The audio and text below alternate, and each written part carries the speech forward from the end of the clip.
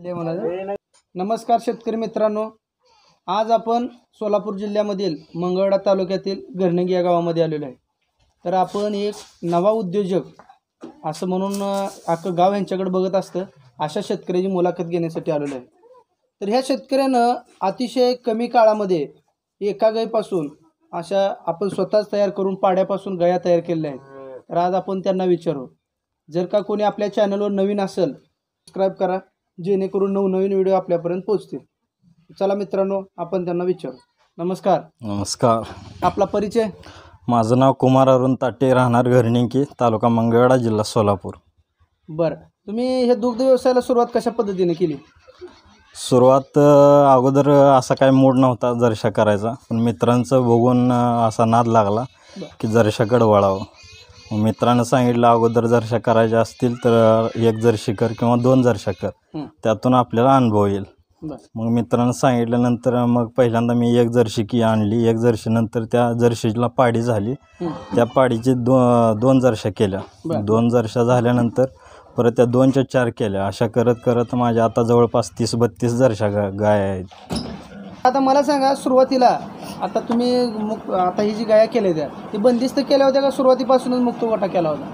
नाही, पहिल्यांदा तर मुक्त गोटा करायचा असं धाडस काय नसतं, का तर बजेटनुसार सगळं करायला लागतं। आर्थिक परिस्थिती नसल्यामुळं 2 जर्शावर सगळं टापटीप भागवून काय थोडाफार जे शिल्लक राहील ते घर खर्च भागवत, घरातला खर्च, शेतीचा खर्च सगळं बघून शेतीला जे खत पाणी मिळालं जर्शापासून त्याच्यावर शेती जोमात आली। आणि शेतीनंतर जे पैसा आला शेतीतला त्यानंतर आम्ही जर्शा वाढवल्या। जर्शा वाढवत गेल्यानंतर वाटलं की आपण काहीतरी बंदिस्त गोटा करावा, आणि बंदिस्त गोटा केल्यानंतर जरा फायदा होतो असं कळल्यानंतर मग आम्ही बंदिस्त गोट्याचं नियोजन केलं आणि मुक्त गोटा करून टाकला। बरं, आता किती आहे त्या गाई मुक्त गोट्यामध्ये? मुक्त गोट्यात पहिल्यांदा गायी कमी होत्या, का तर 10-15 गायी होत्या। नंतर मुक्त गोटा मोठा झाला आणि गायी कमी झाल्या, त्यामुळे जसा गायींचा रेट कमी होईल तसा मग गायी भरल्या त्यात। आता जवळपास 30-32 गाय आहेत सगळे मिळून। बरं, आता सुरुवातीला ही गायी करत असताना तुम्हाला काय अशी म्हणजे नैसर्गिक आपत्ती आली का बाबा? समजा गायी आजारी पडणं, गायी एखादी दगावणं किंवा एखाद्या गायीला काय असं काय म्हणजे झालंय का? हो, झाले, 1-2-3 वेळेस तर झाले तसं, पण जर्शा जास्त असल्यामुळे एवढं काय वाटलं नाही। तर आता मला एक सांगा, एक आता तुम्ही एवढं ही मुक्त गोट्यामध्ये जे शेण आहे त्या शेणाचं कसं काय करता? विकताय का घरी कसं करताय? मुक्त गोट्याचं शेण कसं असते, उन्हाळ्यामध्ये त्याला काय त्रास होत नाही, पण पावसाळा जर चालू झाला तर पावसात गाया नाचून शेण पण खराब होते आणि चिखलात जायला हे लय आपदा होते।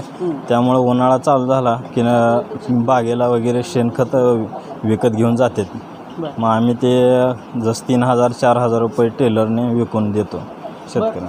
बरं, आता अजून एक महत्त्वाचा मुद्दा, जर नवीन एखादा उद्योजक असेल आणि त्याला जर ही दुग्ध व्यवसाय करायचा असेल तर त्याला तुम्ही काय सल्ला द्यायचा? दुग्ध व्यवसाय जर नवीन शेतकऱ्यांना जर उतरायचा असेल तर त्यानं सगळा व्यवसाय सोडून हा एक कमी व्यवसाय करायला पाहिजे। आणि यात मन रमून असं फक्त दूध उत्पादक शेतकरी म्हणून असा गाजला पाहिजे आणि असंच नुसत्या जर्शीचाच नाद केला पाहिजे, तरच त्यात टिकला पाहिजे शेती। बरं, अजून एक सगळ्यात महत्त्वाचा मुद्दा म्हणजे आपण दुग्ध व्यवसाय किती वर्ष झालं चालू केला? दुग्ध व्यवसाय तरी 3 वर्ष झाली चालू करून। बरं, आता सध्याची परिस्थिती आणि दुधाचा रेट याच्यावर काय म्हणणं आहे तुमचं? सध्याच्या परिस्थितीला तर उन्हाळा पण भरपूर आहे, चाऱ्याची वेळ अडचण आहे आणि त्यामुळं आणि दूध पण कमी निघते आणि दुधाला रेट पण म्हणावा असा नाही। आणि भरड्याचा जर विचार केला, अमोनियाचा विचार केला तर गोळीपेंड भरडा याची किंमत पण भरपूर आहे। त्याच्या किमती कमी नाहीत झाली, पण दुधाची किंमत भरपूर कमी झाली। त्यामुळं शेतकऱ्याला खरंच दूध व्यवसाय हा आता काय परवडत नाही, परंतु काही आशा आहे की आता नंतर वाढेल दुधाचा दर, या आशेवर आम्ही जगत आलो आहे आतापर्यंत। का तर इथनं पुढं का होईना या जर्शाचा फायदा होईल अशी इच्छा आमची आहे, त्यामुळं आम्ही हा व्यवसाय हायसा कंटिन्यू चालू ठेवला आहे। बरं, आपलं शिक्षण किती झाले? माझं शिक्षण 12वी झालेलं आहे। बरं, तुम्हाला असं वाटलं नाही का बाबा कुठंतरी एक नोकरी करावं, कुठंतरी कामाला जावं, असं वाटलं नाही का? वाटलं होतं। 12वी झाल्यानंतर मी ITI केलं होतं। ITI नंतर मग कारखान्यात जॉब पण लागला होता। कारखान्यात जॉब लागल्यानंतर 2-3 वर्ष कारखान्यात पण नोकरी केली। कारखान्यात नोकरी करत असताना काही पगारीमुळं काही अडचण आली आणि कारखान्यात काय पगार काय परवडेना. बर कारखाने पगार परवडेना, त्यामुळं मग मला वाटलं की आपण घरच्या घरीच आपण काहीतरी व्यवसाय करावा.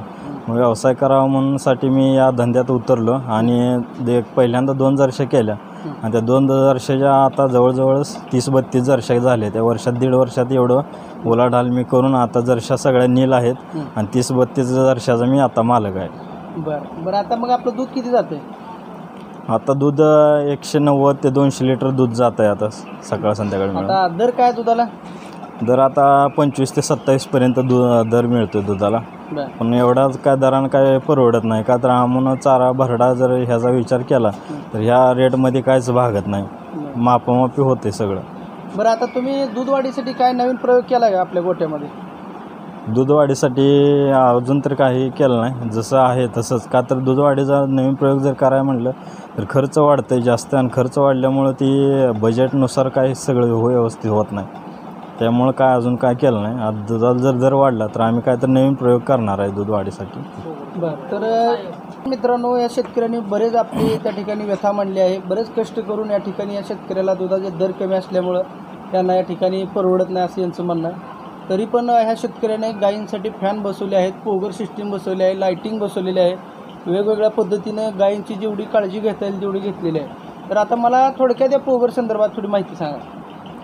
या फोगरची सिस्टीम असं आहे की या फोगर उन्हाळ्यामध्ये भरपूर असं फायदेशीर ठरतो आहे.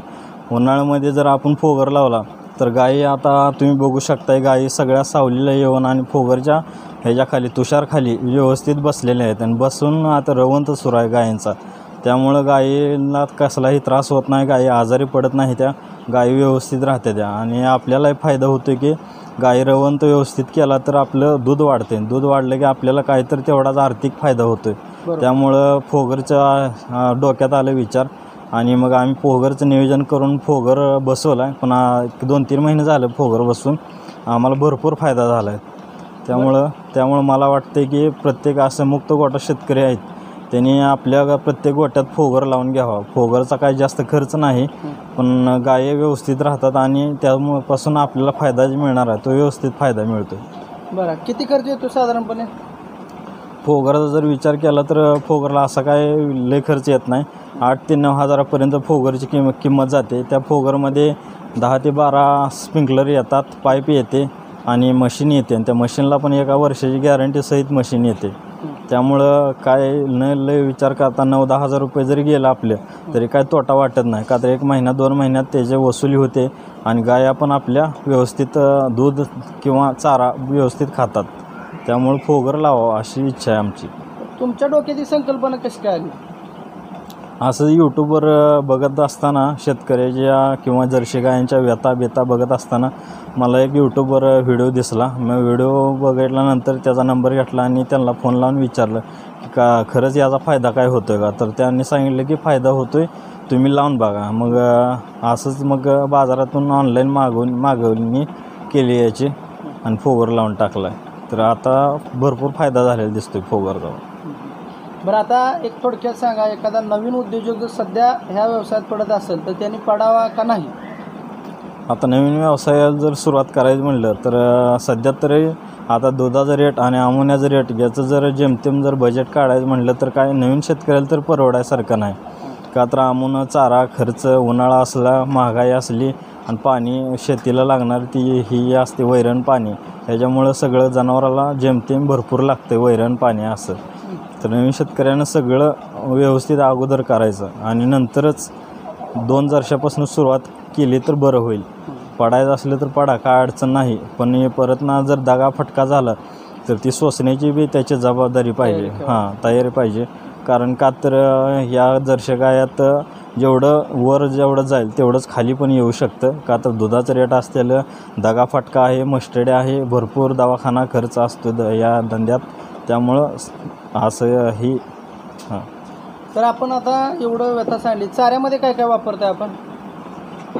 चाऱ्यामध्ये भरडा आणि गोळीपेंड या व्यतिरिक्त काही नाही. स्लरी एक चालू केली ती, काय ते बारले म्हणून चालू केलं ते एक. त्या बारल्याचा पण काही एवढा काय रिझल्ट वाटला नाही.